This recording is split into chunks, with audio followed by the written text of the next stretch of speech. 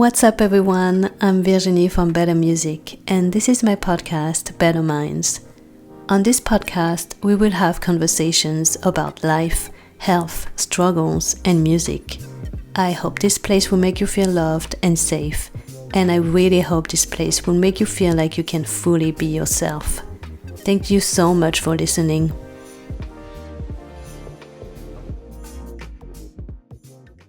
Hi, welcome to episode 10. I will be chatting with one of my friends, Dan Josiah.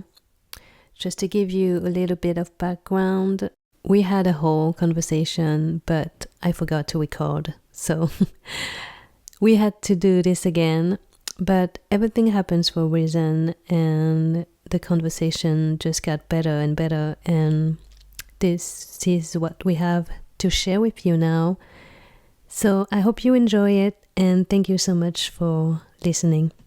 Hello, ADHD episode, take 2. So my podcast is called Better Minds. Let's start from this question. What are the things you do in your life every day to have a better mind? Breathe. Breathing is key. Sitting down, enjoying the air. No? Do you actually do breathing exercises like I do? I wouldn't say it's like so much of an exercise, more of a process, I guess. I'll just sit down and just breathe and just be present in the moment. You know? I think it's key because it kind of keeps you grounded. Yep. I do this every day, like a real breathing exercise for 5 minutes. Oh, really? I don't know what it's called in English, but it's an exercise where you have to follow a bubble. I do that through a video. And then you inhale for 5 seconds and then exhale for 5 seconds for 5 minutes. Oh, wow. And yeah, it's been crazy the effect that it has in your life when you do that.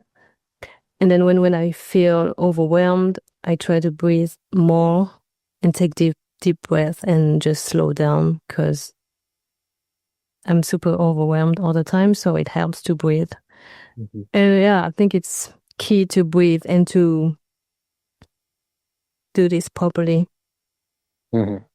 Amen. Yep. So, I know your story now, but you told me you got diagnosed with ADHD when you were a kid, and then you realized recently the effect that it had on you. Yes. Because we're getting old. Yeah. As time goes on, you reflect more. But that's a good thing, though. It means that you're evolving and learning. Some people don't want to do that and be aware of what's going on in their mind. Mm-hmm. So I'm glad you did that. Me too. But I think just understanding it allows me to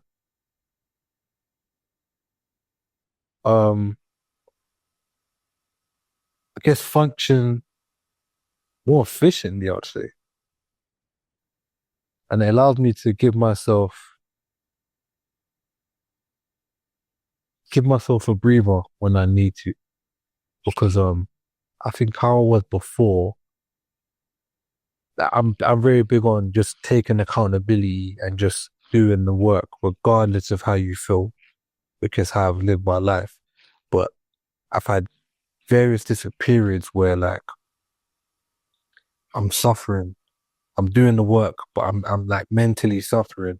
But it's not like a normal kind of suffering. It's like my brain is wired in a way where, for example, like if I force myself to sit down and make a beat on a day where my brain doesn't want to, it's a genuinely painful process. And a lot of the time when I feel like that, nothing will come out of it.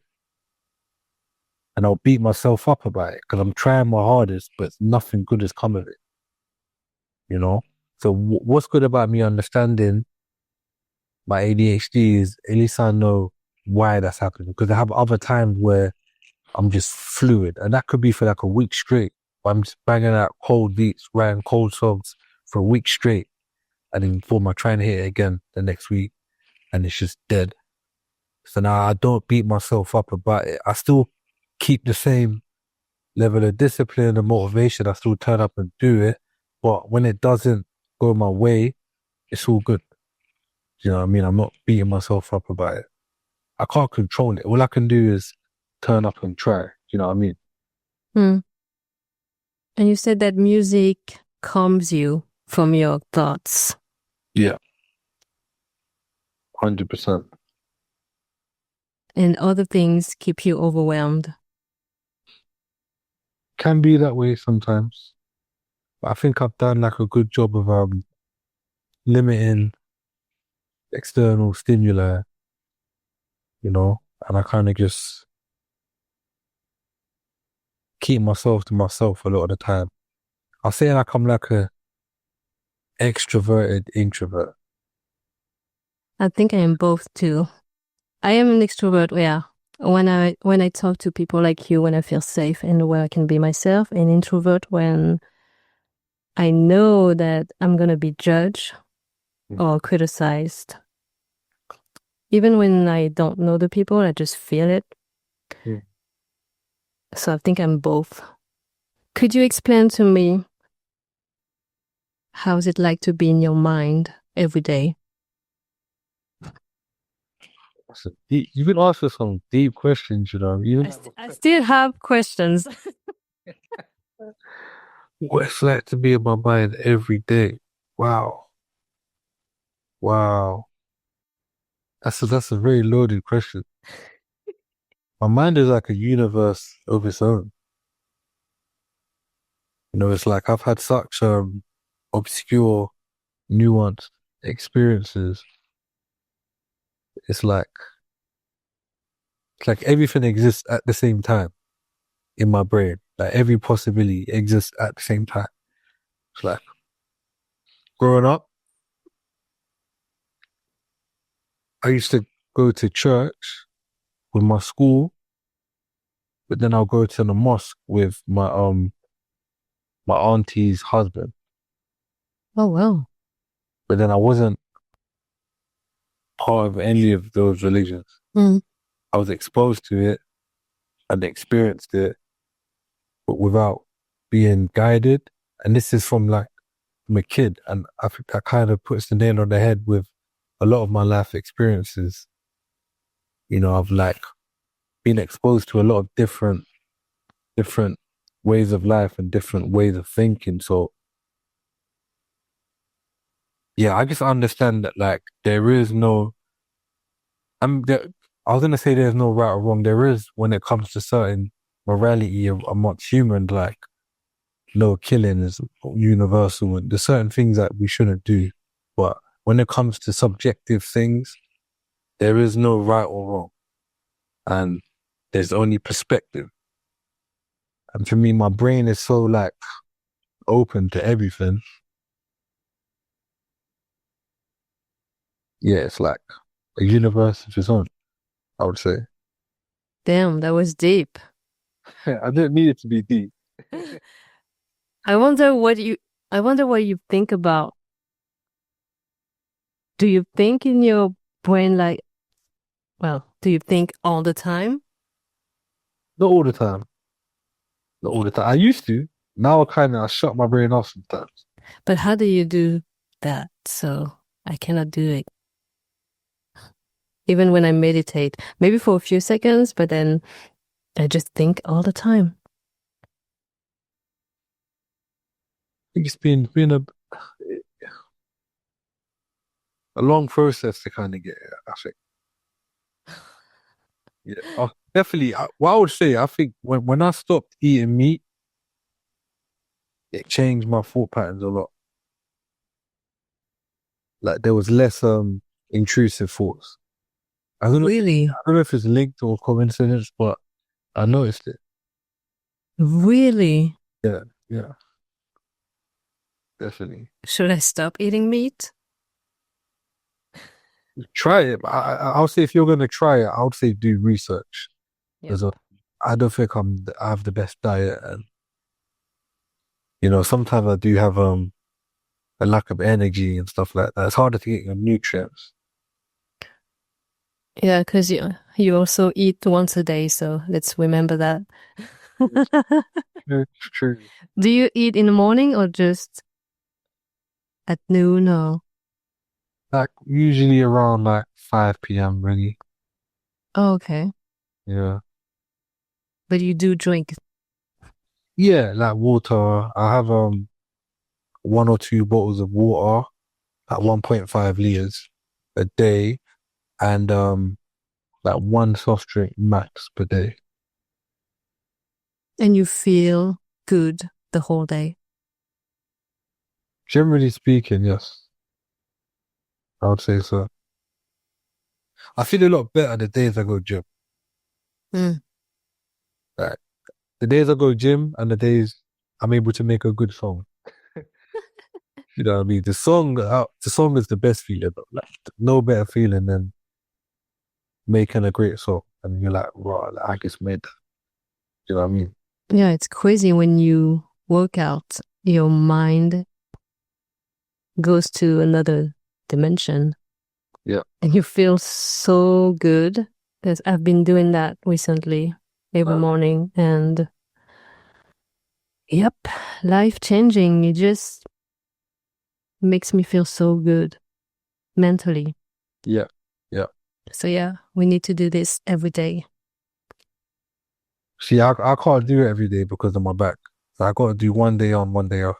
But when I do one day on, one day off, it's manageable. Because I done my back. I didn't tell you this. Last year I done my back in, man. I was I was out of the game for a good 3 months. Really? Done it in, man. Like, yeah, done my back in the gym. It's going too hard, like every day. Like, yeah, then I had to take like, yeah, 3 months off, no activity at all. Then my doctor said, just take it easy, like I've got a slight slip disc.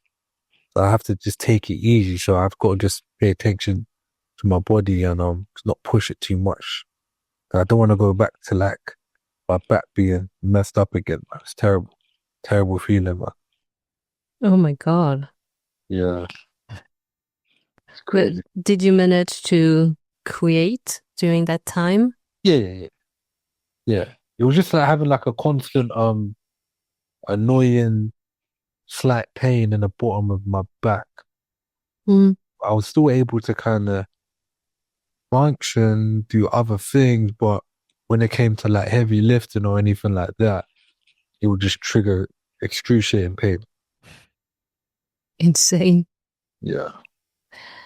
So how does your ADHD impact your creativity? I think it allows me to be super focused at times. I think it can be a superpower, but one that you can't really control. Like I have moments of overwhelming inspiration where it's like, all right, if I'm in the studio and I'm having an ADHD, it's called an episode. It's like there's a way that the song has to sound, and it's in my head. I can see it, and I have to find a way to achieve it.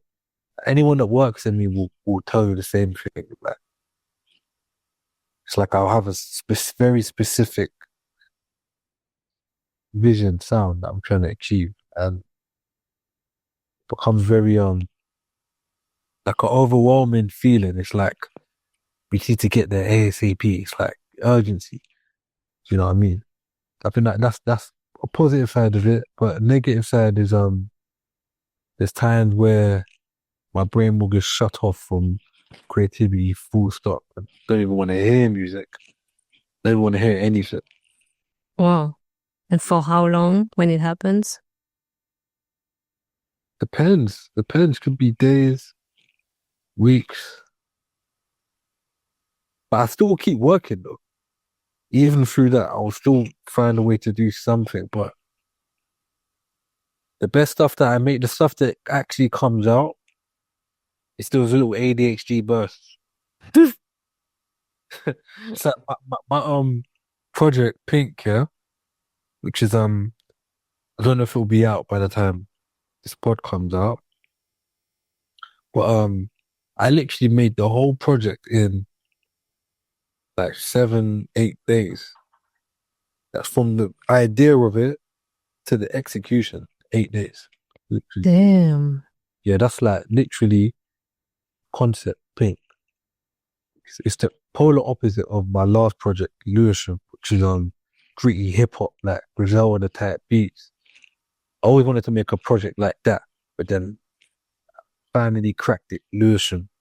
Boom. So I put that out, and then I've just randomly got the inspiration to do a project called Pink, which is more soft and, you know what I mean, more for the girls and more talking about the girls and all of that and my experiences. And then, yeah, literally the concept of it and the song titles came to me, and then made the beats around it, wrote the song very quick, recorded it very quick, and then obviously mixing and mastering is a bit longer, but the creative process, it was done very quick. So it's pretty easy for you to keep going and finish the project super fast. The creative part, I would say yes, but the mixing and mastering is a bit more challenging, I would say. But Yeah, mixing is crazy. yeah, That's a lot of work. it is. I think it's something I'll definitely want to delegate in the long run, but I want to have somebody in house that does everything. That that's my sound and everything. Yeah. Usually when I outsource, it just doesn't sound right. So yeah, I think I'll need someone that understands the aesthetic that I'm trying to achieve. Yeah, I've worked with some great mix master engineers, don't get me wrong. But that what I'm particularly looking for is hard to communicate that over email sometimes. Yeah, Yeah. I bet. Yeah, it gets like that, man. What I did want to talk about, because I think we didn't catch it on the cam. I think when we realized we wasn't recording, speaking about it then. But we're talking about TV and films. Oh, yeah. Yeah, and I think you mentioned that you get very bored easily sometimes. I think you said, well, that TV and film. Not really. It's just that I lose my focus when I watch TV shows sometimes or movies. I don't know why. But yeah, I really lose my focus if it's not interesting. Oh, Or maybe it's interesting to hear, but I just can't focus because I have too many thoughts. And I just think about what I'm going to do tomorrow or in 2 years, or I think about the past. I think about every little thing. oh. That's why I thought I had ADHD at some point, because I thought it's not normal to have all these thoughts all the time. So you find you kind of drift off. Yep. You know what's interesting though? I'm the same, but if it's a Quentin Tarantino film, it has my attention completely. Yeah, whenever I watch like a Reservoir Dogs, Pulp Fiction, I could Kill Bill, I could watch them films over and over again and be fully immersed in it. I think films that trigger my creative instincts, I'm fully in.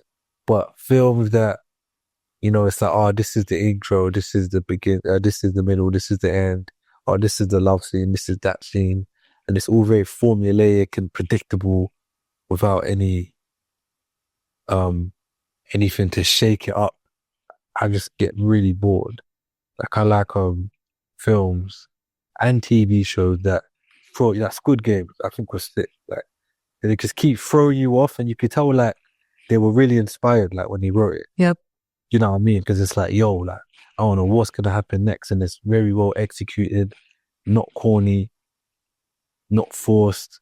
I think anything that is well executed and inspired, it draws me in, and I can watch a whole season of a TV show in one day if it's well executed. But if it's formulaic and too predictable, I'll find it hard to get through 10 minutes of it. Yeah. Well, it depends for me. I'm a huge fan of great visuals. Mm-hmm. So when the visuals are good, I will be into it. And when they talk too much, I can't do it either. Yeah. But yeah, I just need 5 minutes to get into it. And if I'm not into it, I just stop. I feel that. Because I watch a lot of random stuff. So sometimes it's just hard to get into it. But yeah, I will always have thoughts all the time, even when I read. That's why I need to find the right films and books. Mm-hmm. Even when I talk to someone, just my mind can go someplace else. Likewise. And it's just one-on-one now, but it's okay. I can handle that. When you have other people, more than 2 people, nope. Too much. Too much, because too many voices, too many conversations. Yeah. That's the thing about being highly sensitive. I cannot do that. I can't go to restaurants with too many people, for example. Okay. Because I will hear every voices from anyone in the restaurant. Really? Yeah. Imagine we sit at a table with 2 other people. You will hear everybody around us. But me, I would just pay attention to everything, even the small noises. Wow. And at some point, I would just disconnect and just stop listening to the conversation. That's interesting. Welcome to my life. It's what makes you unique, though. That's why I say this is a superpower sometimes. 100. Look, I think we all have superpowers to some degree. We live in a world that is highly polluted and with a lot of technology, a lot of information. So we're not able to just bask in our greatness, in our pure greatness. Yep. I think humans like 10,000 years ago were able to do insane things just with their mind. True. Just tap into who they are, like biologically, on a deeper level. But I think now, with all the information, we're always thinking and comparing and all of this stuff. So we're not really basking in who we are individually, you know, which is completely unique when you're able to maximize it. I think in this day and age, you have to do that consciously. I realized that from a young age, where it's like, all right, I have my unique things about me. I'm gonna zone into them and try and maximize who I am and not watch anybody. So I had a period of time where I didn't care what anyone was doing. I don't care what records anyone sells or none of this stuff. I'm just gonna do my thing. And I think a lot of people kind of get robbed of that experience now, especially the youngins now coming up, because there's so much comparison. Mm. You know what I mean? So to kind of just delve into your thing, what makes you unique, and figure that out. Like you probably have a superpower somewhere, but you just need to activate it. you know what I mean? So true. And what's your superpower? Good question. Mm. I think I'm able to identify the song very easily. When I say the song, I mean like when I'm in a session, either by myself or with others, I'm able to just identify a great song within what we're doing, a great idea. Like my friend could be playing the guitar and he could be playing through 10 different ideas and I'll hear one note and I'm like, yo, go back to that note and then we turn that into the song and then we leave a sign that we all like, you know. I think I think that's my biggest strength, my ear. I think my ear for music, just identifying the greatness. That's amazing. It is a greatness. Well, thank you. Like I told you, I hear everything, so I think I have a good ear for music too. You definitely do have a good ear. Oh, for sure. Especially with my left ear for some reason. When the mix is not good, I can hear it on my left ear and then I just do this. Really? We move the left earphone because it's annoying me. It's doing something to my ear. That's crazy. That's wild. Probably some science behind it. Do you know what I mean? Yeah, that's super interesting though. I think I'm like Daredevil. He doesn't see anything. Well, he kind of sees some stuff, but he hears everything. Yeah. Funny, like we all have our own individual gifts, man. And like, Would you say that ADHD is a gift? As an artist, I think it is. I think it is for you. I would say so. Yeah, I would say yes. It can feel like a curse sometimes. Because I've got some friends who are able to just create every single day with ease. And I can't do that. You know what I mean? But yeah, I'm able to make good stuff like in bursts, you know? But yeah, I think I would say it's a gift and a curse, to be honest. Yeah. And where do you find your inspiration?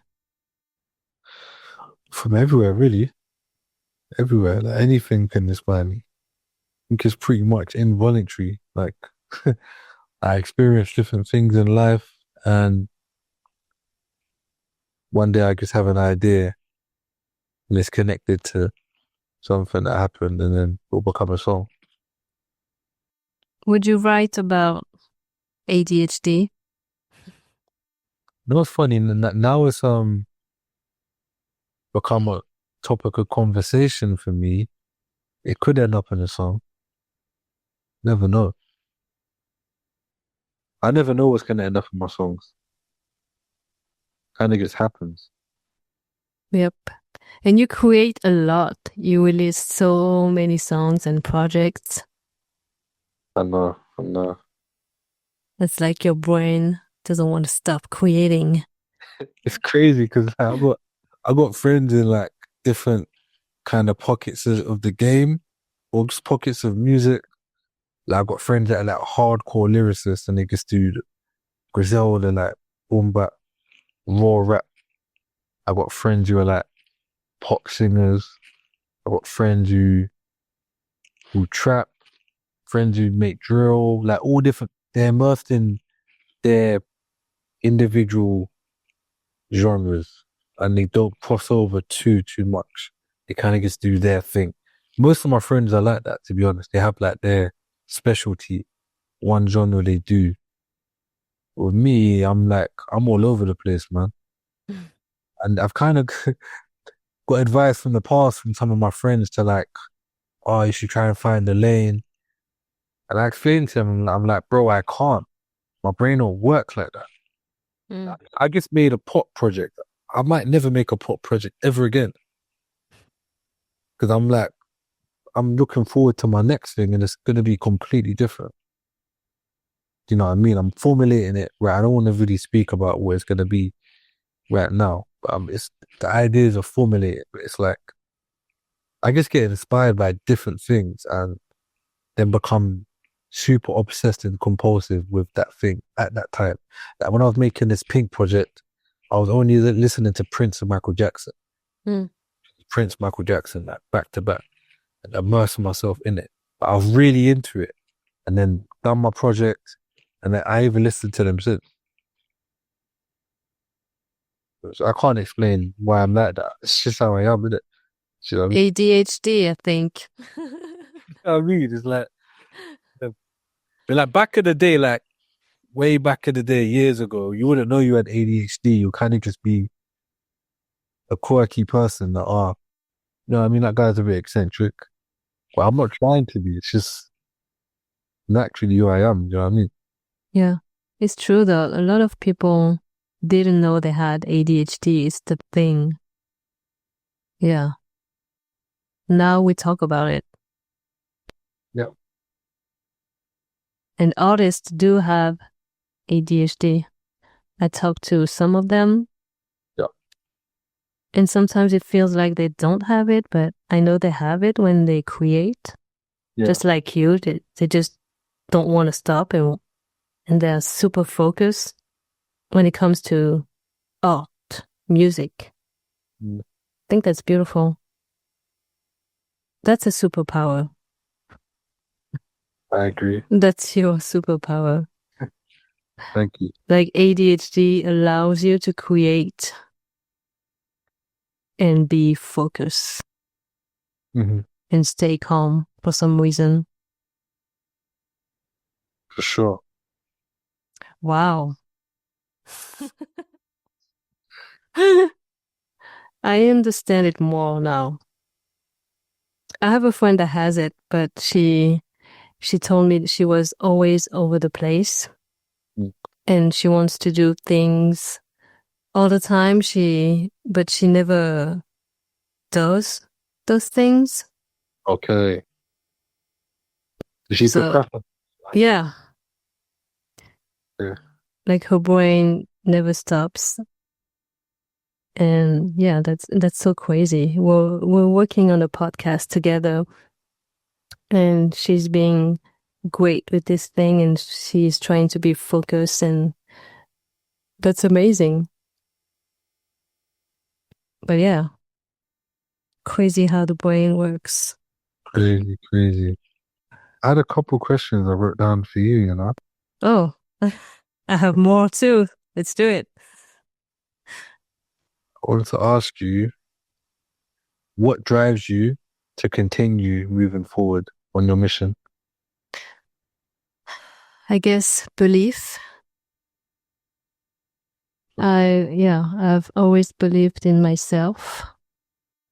There's always some doubt because I grew up with a very judgy family. So I think I had this trauma all my life. So every time I do something, I would feel judged and criticized. So every time I would do something new, it would be super hard for me to do it, but I would still do it for some reason. Well, I guess because I believe in myself and what I do. Yeah. But I think that's why it takes me a long time to do something like this podcast, for example, because there's always something in the back of my mind that would be like, okay, this person is going to judge me. Mm. Family is going to judge me. I still do it, but I think I'm very slow because of that. Wow. Okay. Sorry, that was deep. I feel that. I feel that. But yeah, belief is what keeps me going. And man, I just love what I do. So. Oh, that brings me to my next question. Is why do you love what you do? Oh my God. That's a tough one. Why do I love what I do? I don't know. I just think it makes me free. It makes me feel like I can truly be myself when it comes to music and conversations and helping people. Yeah, it just feels like it's me, fully me. That's fine. Yep. It was so hard to find myself along the way, but I think I'm there. You're definitely doing your thing. Like I've seen your journey. Super proud of you, man. Oh my God, thank you. Because you kept that it and you're improving as you go along. Do you know what I mean? Like, Yeah. every time I see you like pop out with a new venture, it's always an improvement on the previous one. Like it's love to see that you're still doing it because a lot of people do drop off. Yeah. We know some of them. And yeah. It's not easy, man, to keep going. Mm, I do commend you for just finding a way to keep pushing and evolving. You're doing your thing, man. You're killing it, man. thank you. Stop, you're gonna make me cry. It's true, we've known each other for a while, maybe for like, I don't know, 10 years, Literally. maybe more. I don't know, forgot. But it's been forever. When's the last time we hung out in London? Maybe it was in 15. I think I remember. 2015? I think, The fuck? I don't know. Wait, no, was it 2015? Wait, no, because I remember, it was in West London, um, with D'Angelo, and we met at like a coffee shop. Yep, I remember that. Like, That was cool. yeah. Um, We were young. I think it was 2017, 2018, because, we had, me and D'Angelo had a song called that we dropped around that time. Oh yeah, right. Yeah. It's weird. My memory's so bad, but then sometimes, like, you know what I mean? Different things. Yeah, yeah. It was like a little coffee shop in like Notting Hill or something. Yep, I remember that. It's crazy. Yeah. The last time saw each other. Yeah, we're gonna have to change that. Yep. I'm popping out to France at some point. I keep saying it, man. Like I've been saying that for the past month. But I'm due to, Do you usually come to Paris or somewhere else? yeah, usually Paris. Usually Paris. You're in the south, right? South of France. Center. Okay, okay. Is it far from Paris? 2 hours. That's not too bad. That's not too bad. Yeah, I often go there. I take the train. Easy. I see there's some festivals going on in Paris at the moment. Always during summertime, you will have those. Never been to any of them. I didn't even know there was a thing. Like, Yeah, but this one was crazy. I saw videos. It's the music day. It's called the music day. yeah. It's insane in Paris. So many dramas and accidents and all this stuff. So not gonna go there. I do like Paris though. I feel like it's London's cousin. Do you know what I mean? Yeah, I think a lot of London is like Paris because true. it feels like a slightly alternative version of home. You got the tube, you know what I mean? Like, yeah, it's very similar to back home. That's true. But I saw that London was getting worse. I saw videos, crimes, and all that. But I don't know. I think maybe it was always there. It's just that people showing more stuff on social media these days. I think we're definitely losing our sense of community in London. Because see, me growing up here, there was always community with your neighbors and your local shopkeepers and all of that. But it's pretty much gone now. That's sad. I remember like I used to go to Leaders, shop called Leaders, and the owner Ram, rest in peace, man, my G Ram. He used to flick my ear. But he was bantering, innit? He's like you plonker, and he'll flick my ear, and I'll be like, leave me alone, man. But then sometimes he'll put a pound like, in my hood, or put like a sweet in my hood. It was old school banter, and he used to do it. There's little things like that where it's like, if I go to Leaders, I might see Ram that day, and then he's gonna flick my ear. you know, a little thing like that growing up, man. It's like, yeah, you just had characters, man, and it was all part of the community, and yeah, it was just it's like everyone was a main character in their own movie. Mm. You know what I mean? Like, I've still never met anyone like Ram to this day. He's one of one. It's like nowadays, it's like I don't know. It's like there's so many elements to it. But for one, I feel like people are scared to express themselves. They're scared Mm. to be themselves, and they're more stressed because everything is more expensive. And Yeah. you know, to smile and be happy and bust jokes is, you know what I mean? People who got bills to pay, man. You know what I mean? Like back then, it was a bit more carefree, and people could kind of just live their life and just carefree and whatever. Like the working class was, you had like a proud working class in London. They're proud to just, I got my job, and then boom, like you'll make it your own. If you work in a corner shop, you have your own little vibe in that corner shop, and you're part of the community. Mm. Like they've made it so hard for the working class to survive that they're just stressed. Everyone's just stressed out. So how are you going to express yourself when you're stressed? Like back then, you could survive working class, could survive and be fine, save money and go on a couple of holidays. Mm. You know what I mean? But now it's like people are struggling for basics. So they're not really going to express themselves as much. Sad to see, man. Obviously, look, it pales in comparison to like what's going on in third world countries and stuff. Mm. But I'm comparing old school Britain to new school Britain, and it's gone downhill for sure. That's sad. 100%. I have a question. It's a deep one. Okay. What biggest life lessons have you learned so far? Ooh, that is a deep question. Um, say definitely don't be afraid to be selfish. I love that. Yeah. And what I mean by that is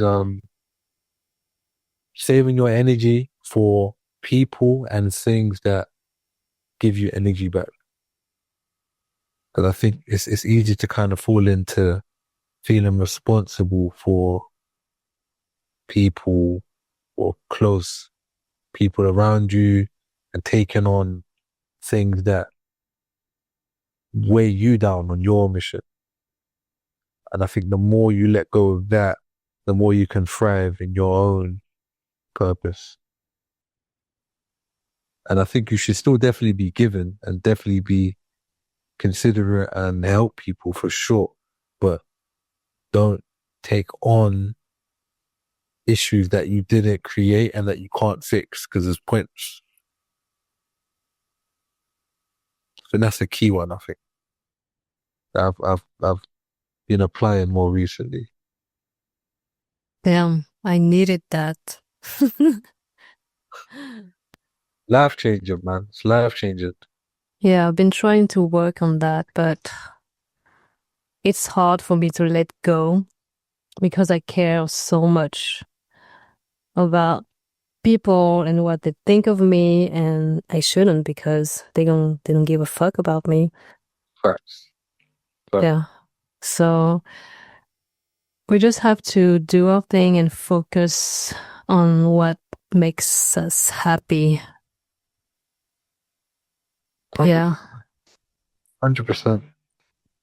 And I think keep people in mind for sure. And where you can help, or you can collaborate, do it. But I don't think you should feel obliged to do everything for everyone all the time. I think you have to really zoom into what it is you want to achieve. Exactly. That's what I did. 100%. That's what you did. You have to, man. Have to. And look, and we're on this podcast talking. So Yep. it's always come full circle. So I've always like said positive things about you. I've been proud of you. Even at times when we're not speaking, I'll see what you're doing. I'm supportive of what you're doing. And do you know what I mean? I believe things always kind of come around. I agree. Totally agree. Did you have people in your life that, judge you for choosing music? 100%, yeah. 100%. Where I think I'm a bit lucky because had some family members make something of themselves from music. So there's more of an example. I'm not the first one in my family to do it. So I think there's a bit less stigma because we've kind of seen what's possible. Yeah, but then on the flip side, the other side of my family, yeah, I'll say there's a bit more of a stigma attached there. And yeah, you kind of like, not so much as vocalized about it, but it's more like vibes and people not really maybe taking you serious or they're thinking it's just a hobby. Nah, but man's doing this thing for real. You know, you know what I mean? Like, this is do or die for me. But you start to notice a shift the more you achieve and the more you kind of get to where you need to get to. People start to kind of respect it a bit more. And it's hard to not take it personal. It's human nature, innit? It's like, you weren't with me when I was down, now you wouldn't, you know what I mean, give me credit now. It's like, yeah, try to always kind of zoom out of my own emotions and look at it objectively, where it's like, all right, that person, in their perception, looking at me, they can't see what I can see. So they're only going to judge based off their limited knowledge of me or even limited knowledge of the world. So it's not personal most of the time, I think. You know, I try to take it all with a grain of salt. Yep. Damn. This conversation is one of the best. Even though I forgot to record first time. It was meant to happen. We're still killing it. I feel like the convo got better. It's like, Exactly. yeah, it's crazy. Crazy. The universe was like, oh, they're gonna have to do something better. Take two in it. That was too boring. Yeah. Like, if we got time, I had 2 more questions for you. Yep. I have a question too. Want to go first? Okay, go first. Oh, I'll go first. Okay. All right. First one is simple. What's your favorite album? It's easy. I see the vinyl in front of me now, and I'm gonna yeah. It's Tripped by Christina Aguilera. Oh wow! And I'm gonna tell you why. What songs were on there? Beautiful, Dirty with Redman, Can Hold Us Down, Fighter, The Voice Within. I think this Stripped album just changed her life and my life and other people's life. I think she changed the game with this release. Yep. She did her own thing. She didn't give a fuck about anyone. And that's why I love her. Because she always did the music she liked. Some stuff didn't work for her, but she didn't care. But this one really changed my life because I was going through so much during that time and I needed that for therapy, I guess, to make me feel less alone. Songs like Soar or The Voice Within or Cruise, they're about, be yourself and do your thing and stop caring about other people. And I realize now that it's been my whole struggle, my whole life, my biggest challenge, I guess, to have to deal with people's opinions and trying to fight for myself and my dreams. Mm-hmm. It's beautiful, man. So yeah, that's the answer. Cold. Hold on. What's your favorite album? I don't really have one, you know. I have albums that I guess I could have like a short list of them.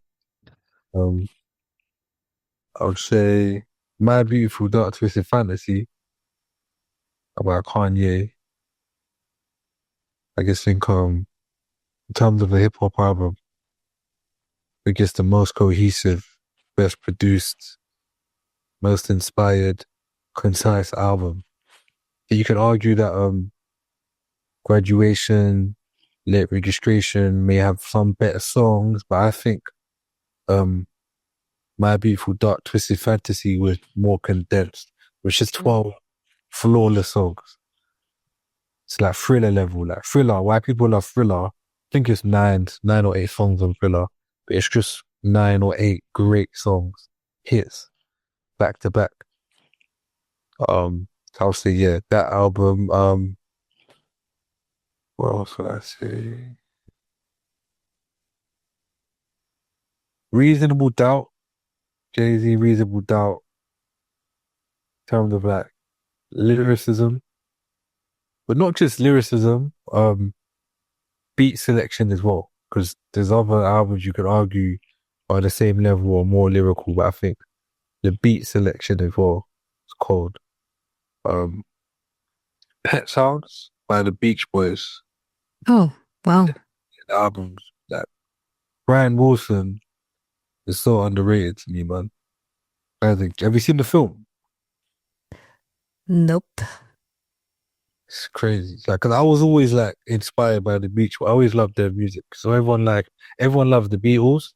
I love the Beatles too, but the Beach Boys spoke to me a bit more personally. Just like their chord progressions and do you know what I mean?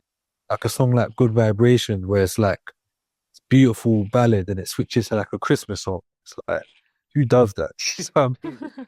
It's like Brian Wilson's genius. I think Pet Sound definitely up there. Songs in the Key of Life, Stevie Wonder, Marvin Gaye, What's Going On. Yeah, I'll leave. So many. It's hard to pick one single album. Easy for me. Oh, I have a few ones, but yeah, if I had to pick one, that's this one. Cool.